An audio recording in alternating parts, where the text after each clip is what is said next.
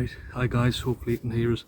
So I just want to do this little video because I've recently bought this mini rock hammer. It's like a mini pick, mattock, and I must say it's one of my most favourite tools for getting in small borders. So I've got a border here where it's got a bit of everything,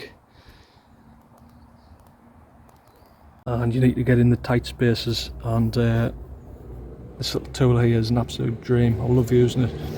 And it's especially good if you've got a border edge along a path, or just a border edge in general, really, because you've got the nice flat blade, and you can get a really good crisp line. And it's just so much easier, I find, than using a trowel. It's smaller and it's sharper, and it just seems to get the job done quicker. This is starting to sound like a promotional video, and I promise you it's not. But yeah, it's just one of my favourite tools, and it's got to the point now where I'm not putting off taking on little weeding jobs like that. I used to just say I didn't have time, or what have you, because I just didn't like them, and just seemed to take like a lot longer than it should, really.